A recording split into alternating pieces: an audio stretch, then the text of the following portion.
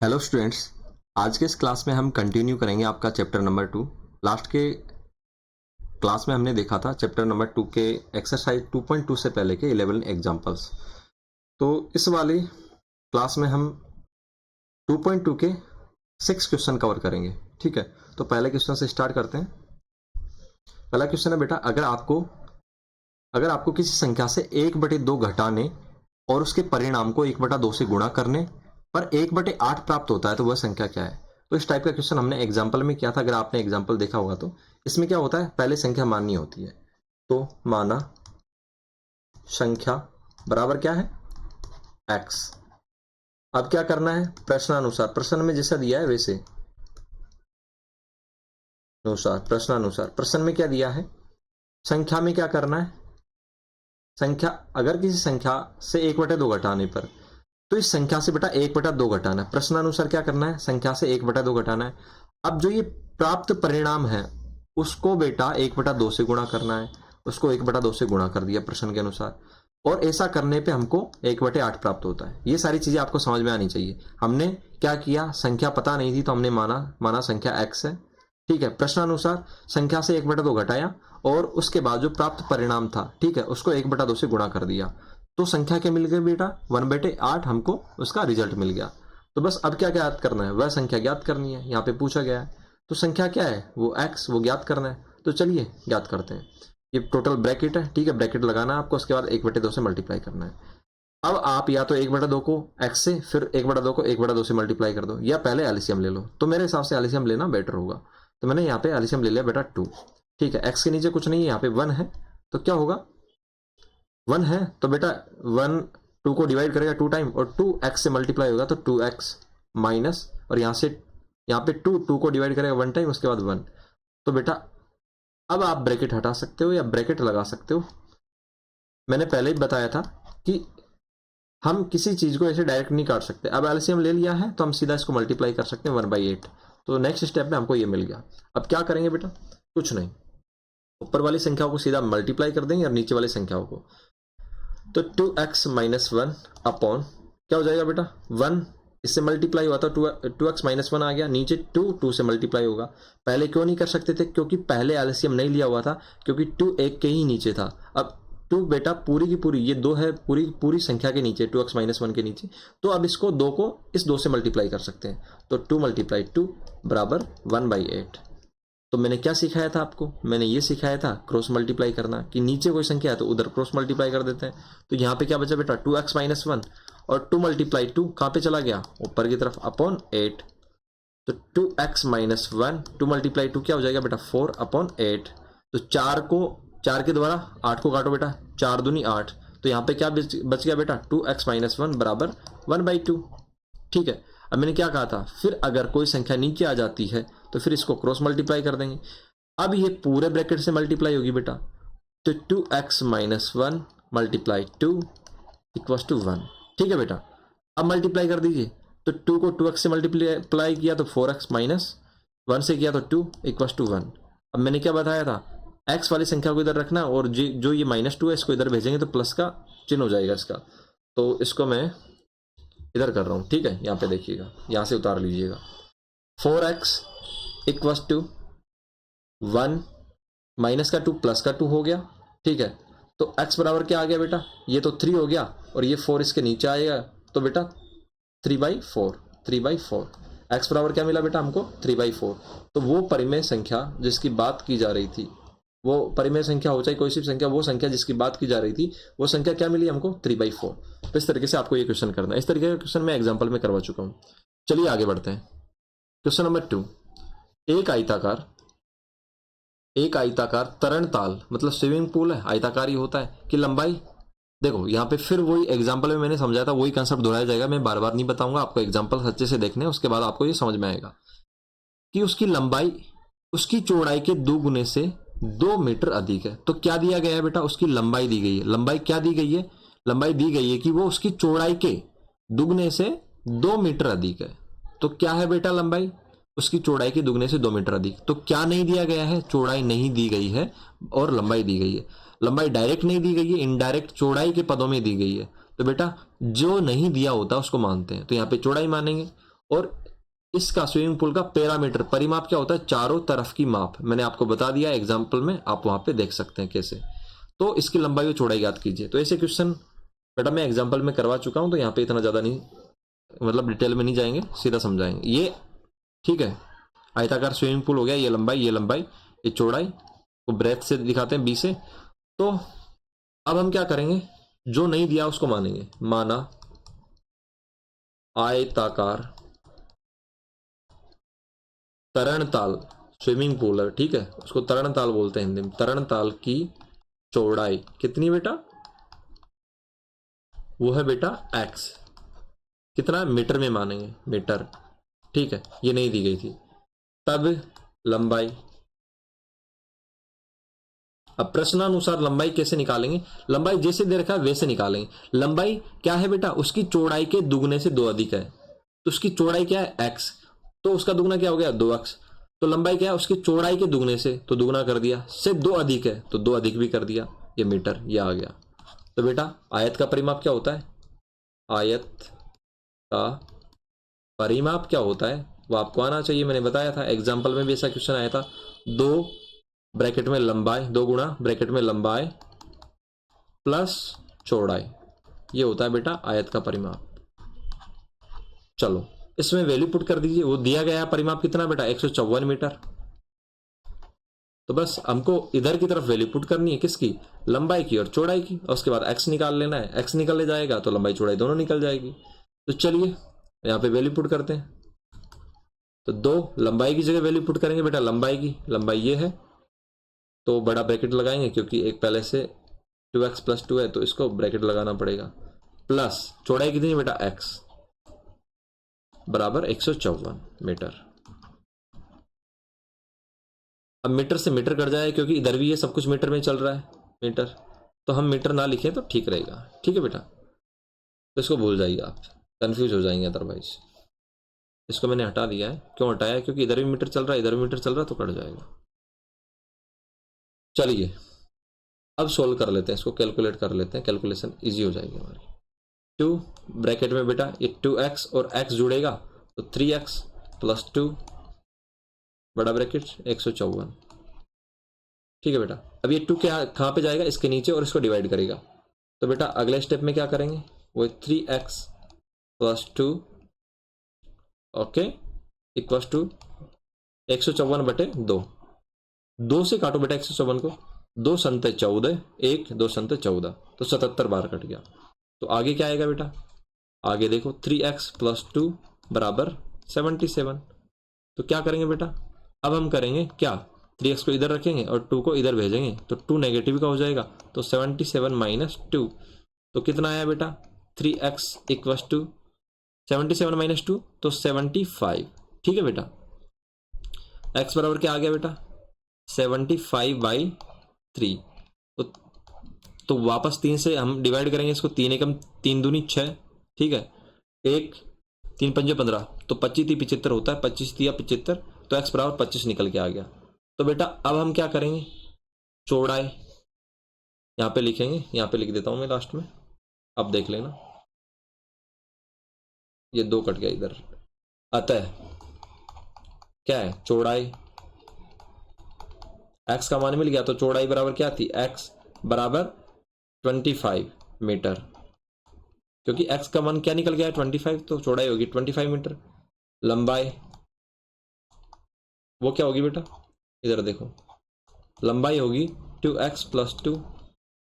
ठीक है, तो 2x की जगह बेटा 25 + 2, 25 दूना 50 + 2 बराबर 52 मीटर।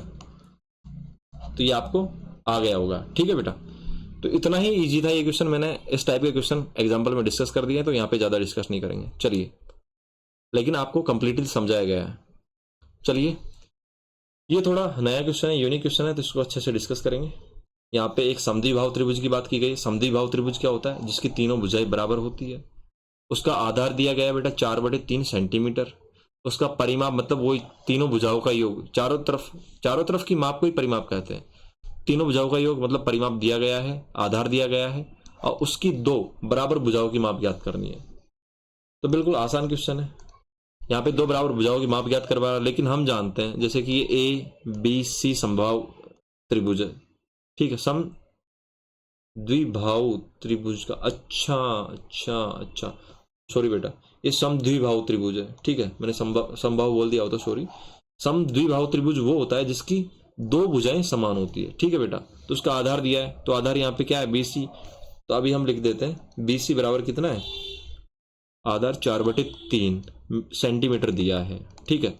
और ये वाली साइड और ये वाली साइड बराबर है, ठीक है बेटा। और उसका परिमाप कितना है, परिमाप है बेटा 4/2/15, इसको ऐसे पढ़ा जाता है, ठीक है, मिश्र भिन्न है, उसको अभी हम सिंप्लीफाई कर लेंगे। तो उसकी दोनों भुजाओं की माप ज्ञात करनी है, तो AB और AC ज्ञात करना हमको। सम द्विबाहु माना समद्विबाहु त्रिभुज की दोनों भुजाएं AB बराबर AC, ठीक है। क्या मान लिया बेटा इसको, X। तो AB और AC को हमने क्या मान लिया बेटा, X मान लिया। अतः जब बेटा AB और AC को X मान लिया, क्योंकि दोनों भुजाएं बराबर है, तो एक को X माना तो दूसरे को भी X मान लिया। अतः परिमाप, परिमाप क्या होता है, बराबर तीनों भुजाओं का योग, ये होता है बेटा परिमाप। तो तीनों भुजाओं का योग कर दो बेटा। तीनों भुजाएं क्या है, AB plus BC plus AC, ठीक है बेटा, बराबर कितना दिया परिमाप, 4/2/15, 42 नहीं है, 4/2/15 सेंटीमीटर है, ठीक है बेटा, आराम से देखिएगा। तो इसको सिंप्लीफाई करेंगे, 4/2/15 को अगले स्टेप में कर लेंगे, 4/2/15 सेंटीमीटर। तो इधर देखिए AB बराबर क्या है, AB और AC बराबर है, उसको हमने X माना है, तो AB बराबर भी AB की जगह X रख देंगे। BC क्या है बेटा, BC बराबर 4/3 है, यहाँ पे लिख दीजिए अलग से, BC बराबर 4/3 सेंटीमीटर, जो कि आधार है इसका। तो BC बराबर 4/3, और AC बराबर क्या है, AC देखो बेटा यहाँ पे AC भी वही है, सेम ही है, X, क्योंकि BC AB समद्विबाहु त्रिभुज का मतलब क्या है, जिसकी दो भुजाएं समान है। हमने AB और AC को समान मान लिया, ठीक है, AB और AC को समान मान लिया, तो दोनों को X मान लिया, क्योंकि दोनों समान है तो X ही मानना पड़ेगा। तो बेटा अब इसको सिंप्लीफाई कर देते हैं। सिंप्लीफाई कैसे करते हैं आपको आना चाहिए। जैसे कि ये 15 है, 15 को 4 से मल्टीप्लाई करेंगे, 15 चौके 60, 60 में बेटा मल्टीप्लाई करने पे इस 2 को ऐड करेंगे तो 62/15, तो 15 चौक 60, 60 और 2 62/15, ये सिंप्लीफाई हो गया। अब मैंने आपको सिंप्लीफाई करना सिखाया था ऐसे इक्वेशंस को, x को इस तरफ रख लेना है और 4/3 को इधर भेज देना है। तो x और x जुड़ा तो 2x हो गया, और 62/15 में से बेटा क्या घट जाएगा, माइनस का 4/3 हो जाएगा, क्योंकि प्लस का था। तो यहाँ पे एलसीएम लो इसका, 15 और 3 एलसीएम लेना आता ही होगा आपको, 3 पंजे 15, 3 एकम 3, 3, ठीक है, कुल मिला के 3 गुणा 5 15 इसका एलसीएम आ जाएगा बेटा। क्या जाएगा इसका एलसीएम, 15। तो 2x बराबर 15, और एलसीएम के बाद की कैलकुलेशन आपको आती होगी, 15 से 15 को भाग देंगे एक बार, 1 गुणा 62, 15 को 3 से भाग देंगे 5 बार, 5 चौके 20, ठीक है बेटा। तो आगे क्या होगा, इधर देखिए 2x इक्वल टू 62 माइनस 20 कितना होगा बेटा, 60 में से 20 घटा दीजिए, 40, 40 2 42/15। अब मैंने क्या बोला था आपको कि इस 2 को, या तो देखो 2 से डायरेक्ट हम 42 को ऐसे भी काट सकते हैं, अदरवाइज ये 2 मल्टीप्लाई में है तो इसको इसके साथ मल्टीप्लाई में भेज सकते हैं। तो x बराबर 42/15 गुणा 2, अब 2 से काट दीजिए बेटा 42 को, 2 दूनी 4, 2 एकम 2, तो 21/15, ठीक है, सेंटीमीटर। तो बराबर भुजाएं, भुजाओं की माप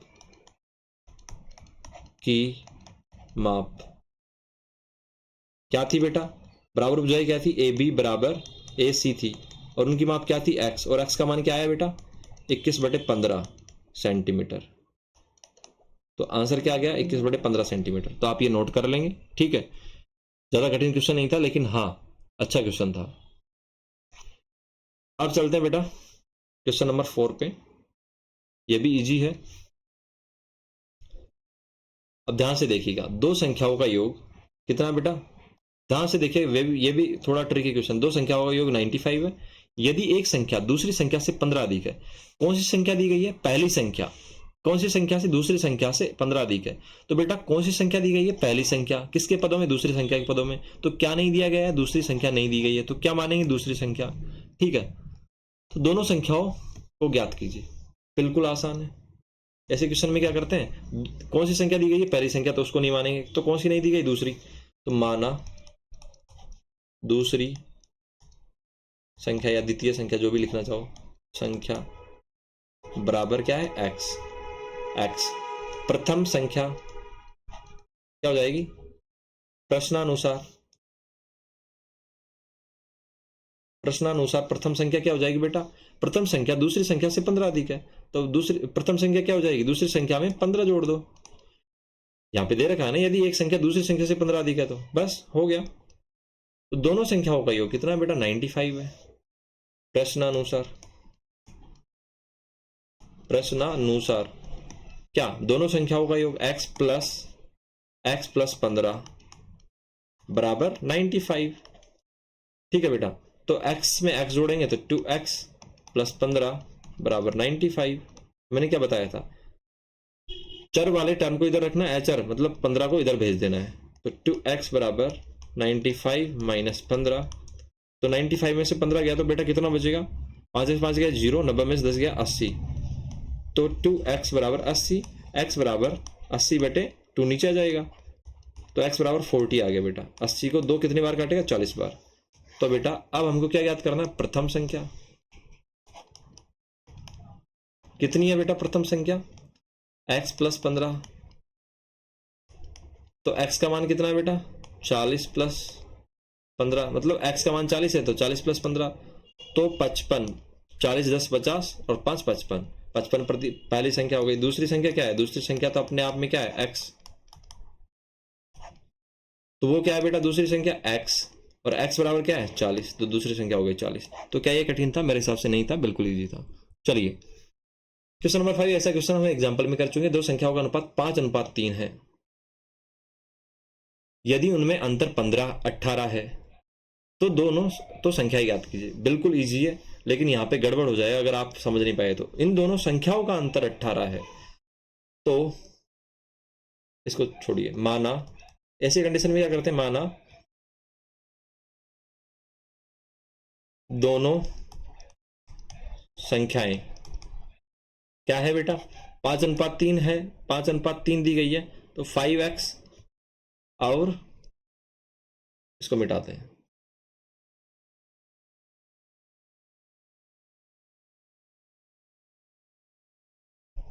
वापस से जब ऐसे अनुपात वाला क्वेश्चन आता है, तो मैंने एग्जाम्पल में समझाया है कि हम ये 5x 3x क्यों लेते हैं, तो आप एग्जाम्पल में देख के आइए। तो हम क्या करते हैं? माना दोनों संख्याएं क्या है बेटा? 5x और 3x। जब ऐसे रेशो दिया होता है तो इसको 5x 3x क्यों लिखते हैं, मैंने आपको बता दिया है। ठीक है, अतः प्रश्नानुसार दोनों संख्याओं का अंतर कितना है बेटा? 18 है। प्रश्नानुसार दोनों संख्याओं का अंतर कितना हो गया? 18।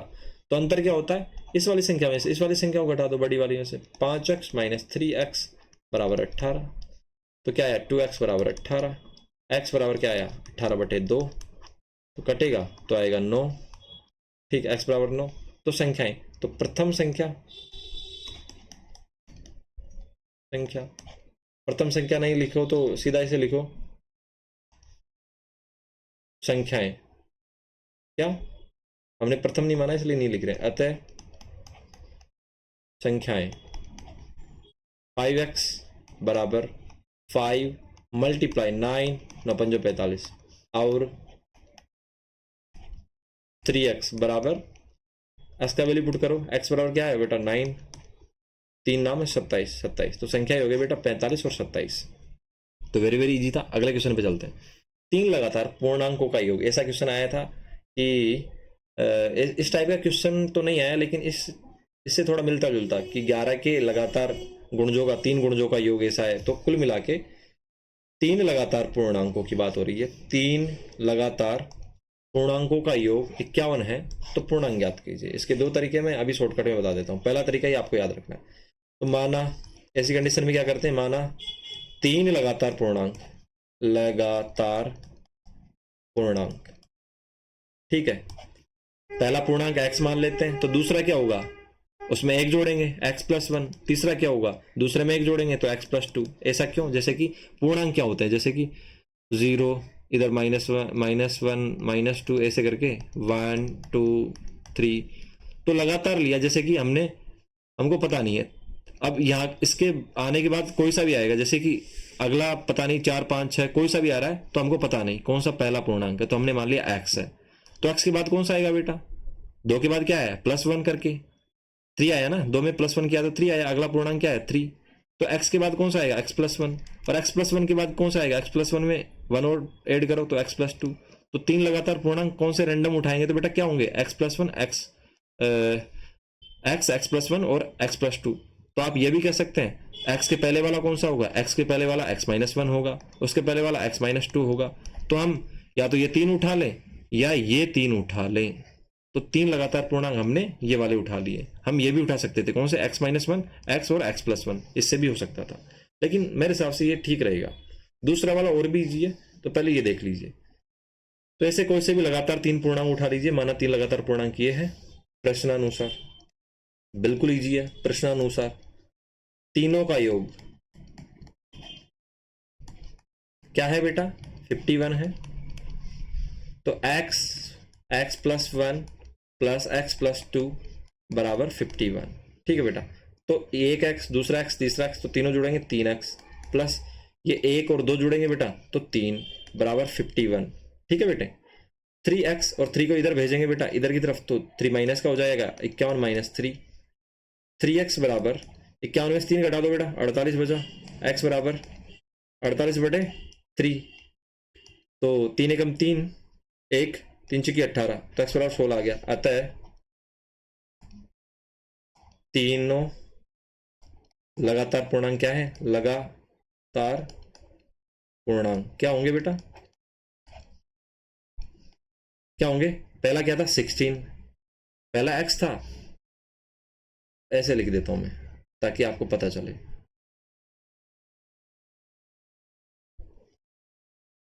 x+1 x+2 x+2 बराबर क्या, 16 + 1 क्या होगा, 17, और 17 + 1 18, तो 16 17 18 तीनों लगातार पूर्णांक आ गए। दूसरा तरीका जो मैं शॉर्टकट में बता रहा था, वही आपको क्या करना है, माना तीन लगातार पूर्णांक, ठीक है। क्या मान लेने, जैसे कि हमने x+1 x+2 माने थे, हम x के पहले वाला ले लेते हैं 1 करोड़, x-1 x, और ये यहां पे थोड़ा मिस्टेक हो गया, इसको हटाते हैं, ठीक है। चलो क्या माना बेटा, x-1 x और x+1, ये भी तीन लगातार पूर्णांक होंगे। आप कोई से भी उठा सकते हो, लगातार होने चाहिए, ठीक है। यहाँ पे x-3 x-2 x-1 भी उठा सकते हो, लेकिन कैलकुलेशन के लिए सबसे बेटर कॉम्बिनेशन ये होता है। अतः क्या, वही प्रश्नानुसार क्या होगा बेटा, तीनों का sum x-1 plus x plus x+1 equal to कितना है बेटा, 51। तो क्या होगा, इसमें तीनों x जुड़ेंगे, x x x तो 3x, ठीक है बेटा। और 1 से 1 कट जाएगा, क्योंकि माइनस का 1 प्लस का 1 जुड़ के 0 हो जाएगा। तो सीधा सीधा क्या हो गया बेटा, क्या गलती तो ना कर दी मैंने, नहीं की, ओके, थोड़ा एरर लग रहा है। x-1 x और x+1 तीनों ले लिए, तीन लगातार पूर्णांकों का योग 51 है, तो तीनों का योग भी कर दिया हमने, सही है, सही चल रहा है यहाँ तक। तो x, ठीक है बेटा, बिल्कुल सही चल रहा है, कोई डाउट नहीं है। 51। x बराबर क्या आया बेटा, x बराबर क्या आया बेटा 51/3। तो 17 तो 51 होता है, तो 17 बार कट जाएगा बेटा। तो तीनों लगातार पूर्णांक क्या थे बेटा, x-1, x और x+1। तो क्या मिलेंगे अब वो, x की जगह हमको मिला 17। तो पहले वाला क्या हो जाएगा बेटा 16, क्योंकि एक कम है, और बाद वाला क्या हो जाएगा 18। क्या यही आंसर आ रहा था, बिल्कुल यही आंसर आ रहा था। ठीक है, तो दोनों तरीकों से कर सकते हो। तो कुल मिला के आज के जो क्लास है उसमें इतने ही क्वेश्चन थे, और इसको हम ज़्यादा लंबा नहीं खींचते।